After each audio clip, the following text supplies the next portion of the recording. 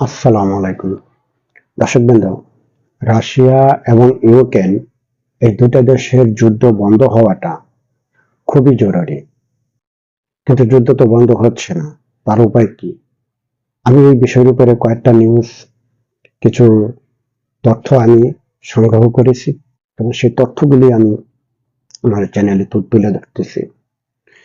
জাতিসংঘ, তুরস্ক, চীন ও ইউরোপের দেশগুলি মধ্যস্থতায়, শান্তি আলোচনায়, যুদ্ধবিরতির ঘোষণা করে ধাপে ধাপে সেনা প্রত্যাহার ও রাশিয়ার উপরে অর্থনৈতিক কঠোর কঠোর অর্থনৈতিক নিষেধাজ্ঞা দিতে হবে। তাহলে রাশিয়ার প্রেসিডেন্ট যুদ্ধ বন্ধ করার যে শান্তি আলোচনায় বসতে পারেন বা তিনি যুদ্ধ বন্ধ করতে পারেন। এটা হলো একটা বিষয়। আর একটা বিষয় হলো যে ইউক্রেনকে সামরিক সহায়তা এবং অর্থনৈতিক সহায়তা বাড়াতে হবে। একদিকে রাশিয়াকে দমাতে হবে, অন্যদিকে ইউক্রেনের অর্থনৈতিক ও সামরিক সহায়তা বাড়াতে হবে। তখন এই নিউজটা যখন বা এই বিষয়টা যখন রাশিয়া জানতে পারবে, তখন হয়তো রাশিয়া এই যুদ্ধ বন্ধের জন্য হয়তো কিছু শর্ত দিতে পারে।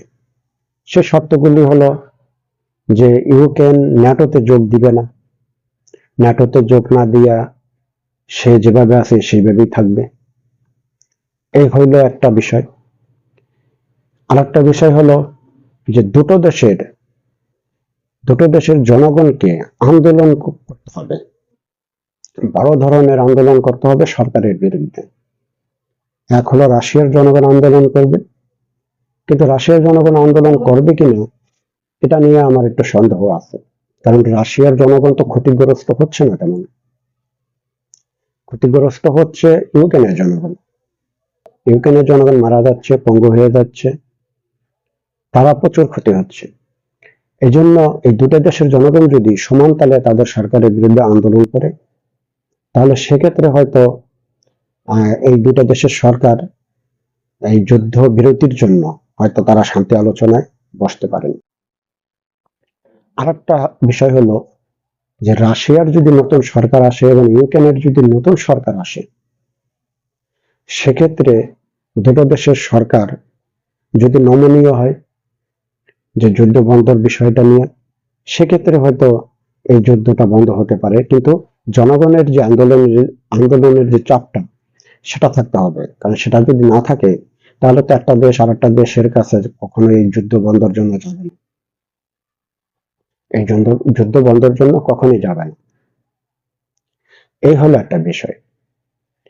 এখানে রাশিয়ার উপরে অর্থনৈতিক যে কঠোর যে নিষেধাজ্ঞাটা, সেটা দিতেই হবে।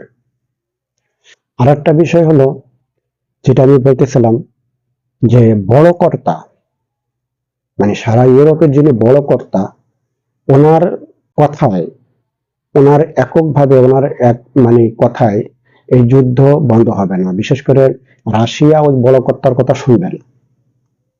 বুঝছেন তো বড় কর্তা কার কথা বলছি? আমেরিকার কথা বলছি। যে ওনার কথায় এই যুদ্ধ বন্ধ নাও হতে পারে। কারণ ওনার কথায় যদি যুদ্ধ বন্ধ হয়ে যায়, তাহলে তো বড় কর্তা সারা ওয়ার্ল্ডের ভিতরে একটা সুপার পাওয়ারের দেশ হয়ে গেল। কিন্তু রাশিয়া কখনো চায় না যে আমেরিকা একটা সুপার পাওয়ারের দেশ হোক, বা তার কথায় আমি যুদ্ধটা বন্ধ করে দিই। এটা রাশিয়া কখনোই চাবে না। এই জন্য এই বেশ কয়েকটা বিষয় আছে, এই বিষয়গুলি কে প্রাধান্য দিলে হয়তো এই যুদ্ধটা বন্ধ হতে পারে। আর যেটা বললাম যে সরকার পরিবর্তন বা নেতৃত্বের যে পরিবর্তন, সেই নেতৃত্বের পরিবর্তনটা আসলে হয়তো যুদ্ধ বন্ধ হতে পারে। সে নেতৃত্ব হলে দুটো দেশেরই সরকার পরিবর্তন যদি হয়, তাহলে যুদ্ধটা বন্ধ হতে পারে।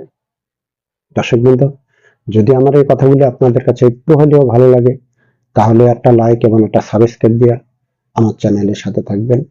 সবাই ভালো থাকবেন, সুস্থ থাকবেন, এই কামনাই রইল আপনাদের সবার প্রতি। আসসালাম।